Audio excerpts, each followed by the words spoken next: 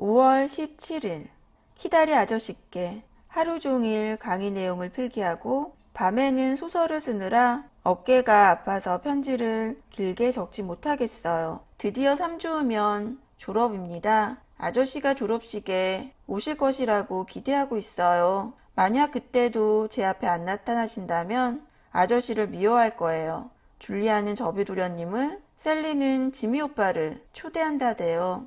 하지만 저는 가족이 없는 외톨이니 누구를 초대하지요? 저에게는 아저씨와 리베토 원장님 뿐인데 원장님이 오시는 것은 싫어요. 제발 아저씨께서 졸업식에 와주세요.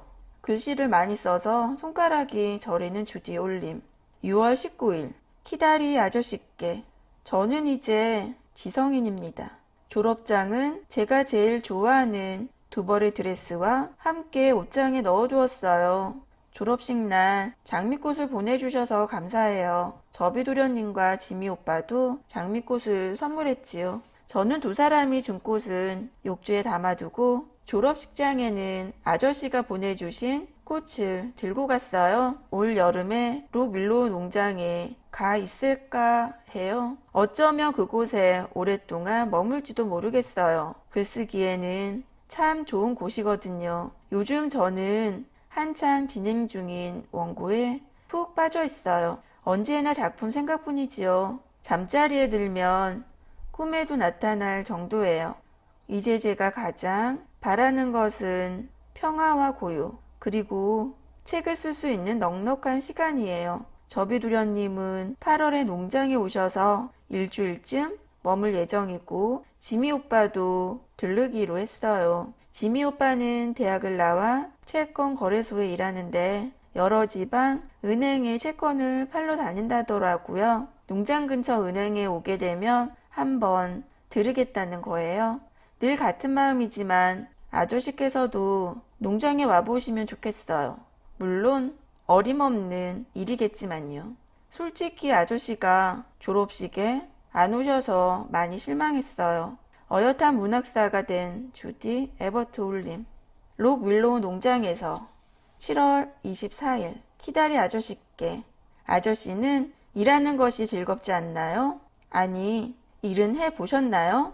저는 세상에서 글 쓰는 일이 가장 즐거워요. 머릿속에 떠오르는 수많은 생각을 글로 옮기기에 하루가 짧은 것이 불만이지요. 저는 이번 작품의 1차 원고를 막 끝냈고 내일 아침부터는 퇴고를 할 계획이에요.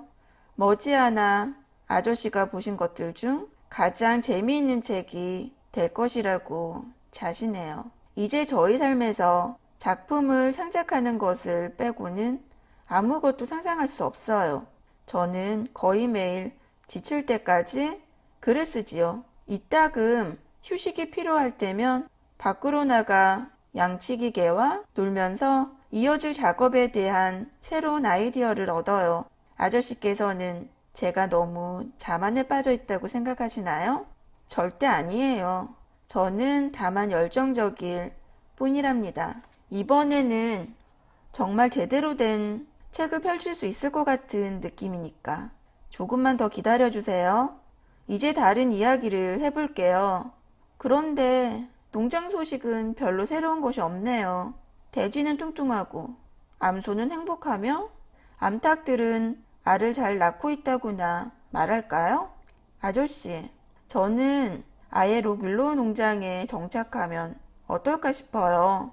여기서 114권쯤 소설을 쓴 다음 은퇴해서 여기저기 여행이나 다니면 좋겠다는 생각이에요. 지난 일요일에는 지미 오빠가 농장에 왔어요. 우리는 닭튀김과 오빠가 좋아하는 아이스크림을 후식으로 먹었지요. 오랜만에 지미 오빠를 만나 매우 즐거웠어요. 오빠는 마음이 여려서 채권 거래를 성사시키는 것이 힘들다더군요. 제 생각에 지미 오빠는 결국 고향으로 가서 사업을 물려받을 것 같아요. 그것도 나쁘지는 않잖아요. 그렇죠. 날마다 글을 많이 쓰는 바람에 손가락이 저린 사람에게는 결코 짧지 않는 편지네요. 저는 정말 아저씨를 사랑해요. 경치 좋은 곳에서 맛있는 음식을 먹으며 편안한 잠자리까지 있는 제게 뭐가 더 필요하겠어요?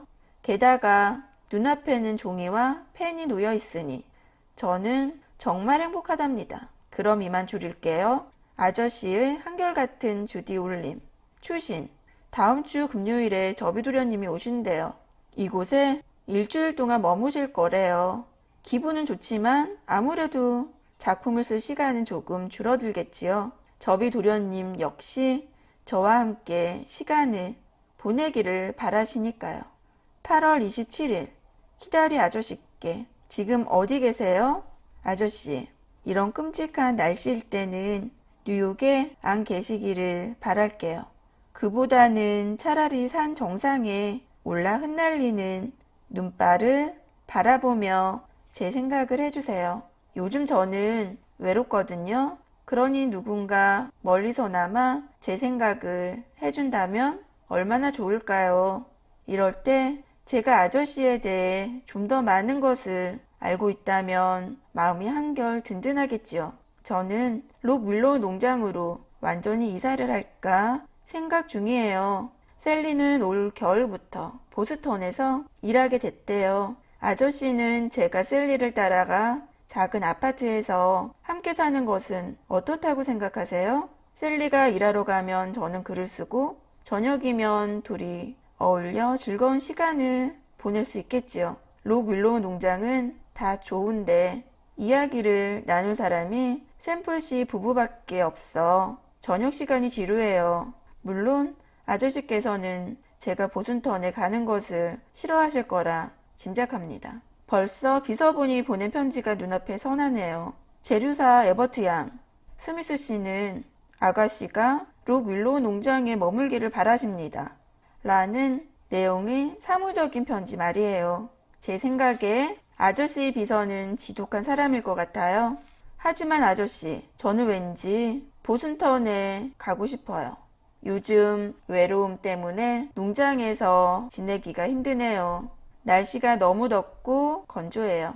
몇 주째 비가 오지 않고 있어요. 저는 가족이 필요하다는 점을 알아주세요. 아저씨, 아저씨에 대해 알고 싶은 주디 올림. 9월 19일 아저씨께 제게 어떤 문제가 있는데 아저씨 조언이 필요해요. 아저씨가 이 세상에서 저를 도와줄 수 있는 유일한 분이잖아요. 우리가 직접 만나는 것이 불가능한가요? 글로 쓰는 것보다 말로 하는 편이 훨씬 나을 것 같은데요.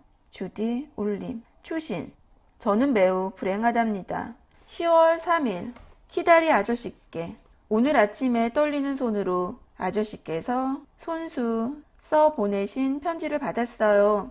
많이 편찮으시다니 유감이네요. 그래요. 제게 어떤 문제가 있는지 말씀드릴게요. 지극히 사적인 문제라 글로 쓰기가 힘들지만 말이에요. 이 편지는 보관하시지 말고 태워버려 주세요.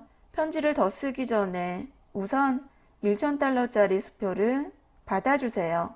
이 돈이 어디서 났을까요? 드디어 제 소설이 출판사에 팔렸답니다. 잡지에 7차례로 나뉘어 연재된 후 단행본으로 출판될 예정이에요. 아저씨는 지금 제가 기뻐서 마구 날뛸 것 같지요? 하지만 저는 담담하답니다. 아직 2,000달러쯤 빚이 남은 것 같은데 조금씩 갚아 나갈게요. 여하튼 빚을 좀 갚고 나니까 기분은 좋네요. 물론 아저씨께는 돈 이상으로 큰 은혜를 입은 것을 잘 알고 있어요. 평생 감사하면서 살 생각이에요. 자, 이제 아저씨 조언이 필요한 일을 말씀드릴게요. 아저씨는 항상 제게 가족과 같은 분이셨어요. 그러니 제가 다른 남자에게 특별한 감정을 갖고 있다고 해서 기분 나빠하시지 않겠지요? 그 대상이 다름 아닌 저비 도련님이라고 해도 말이에요. 저는 아저씨께서 그분이 어떤 사람인지 제대로 아셨으면 좋겠어요. 우리는 제법 잘 어울려요. 무엇보다 가치관이 비슷하지요. 때로는 제가 그분의 생각을 흉내내는 것이 아닌가 싶을 정도예요. 저비도련님은 저보다 14살이나 연상이지만 여러모로 소년과 다름없는 모습을 보이세요. 이제 그분이 곁에 없으면 너무나 그립답니다. 온 세상이 텅 비고 불행한 것처럼 느껴져요. 아름다운 달빛마저 그분과 함께하지 못하면 아무런 감흥을 불러일으키지 못하지요. 아저씨도 사랑을 해보신 적이 있을 테니 이해하실 거예요. 이것이 접이 도련님에 대한 저의 진실한 감정인데 그분이 감격적인 청혼을 거절하고 말았어요. 그 이유는 말씀드리지 못한 채 그저 조용히 비참한 기분에 빠져 있을 따름이지요. 그분은 제가 지미 오빠와 결혼하기를 바란다고 생각해 멀리 떠나버리셨어요. 하지만 저는 지미 오빠와는 결혼할 마음이 결코 없어요. 접이 도련님과 저는 오해만 남긴 채 서로의 감정에 큰 상처를 입혔지요. 사실 저는 그분이 저와 결혼할 것을 금방 후회할까봐 흔쾌히 청혼을 받아들이지 못했거든요. 저처럼 변변치 않은 고아가 접이 도련님같이 대단한 분과 결혼한다는 것은 바람직하지 않잖아요. 저는 그분께 고아원에 관한 말을 하지 않았어요. 저는 아저씨께 늘 빚진 마음을 갖고 있어요. 이렇게 대학 교육까지 받으니 훌륭한 작가가 되어서 은혜를 갚아야 한다고 생각하지요. 물론 결혼한 뒤에도 계속 글을 쓸 수 있다는 것을 잘 알아요. 그리고 그분과 계속 제가 행복한 결혼 생활을 유지하기 위해 노력한다면 출신 성분이 다르다는 것은 큰 문제가 되지 않겠지요. 아니, 그렇게 믿고 싶어요. 하지만 도저히 불안한 마음을 감출 수 없어 이렇게 아저씨의 객관적인 조언을 부탁드리는 것이지요. 접이 도련님에게 문제는 지미 오빠가 아니라 제가 고아원 출신이라는 것을 말해야 하는데 그럴 용기가 나지 않네요. 어쩌면 저 혼자 모든 사실을 숨긴 채 평생 불행하게 사는 편이 나을지도 모르겠어요. 아저씨, 이 모든 일이 2달 전에 제게 일어났답니다. 그 후로 접이 도련님에게는 아무런 소식도 없어요. 줄리아로부터 그분이 사냥을 나갔다가 폭풍우를 만나서 폐렴에 걸렸다는 소식을 전해 들었을 뿐이에요. 저는 접이 도련님이 아픈 줄도 모르고 그분이 말 한마디 없이 사라져 속상하기만 했지요. 지금은 그분도 저처럼 괴로워하고 있다고 생각해요. 과연 제가 어떻게 해야 좋을까요? 주디 올림.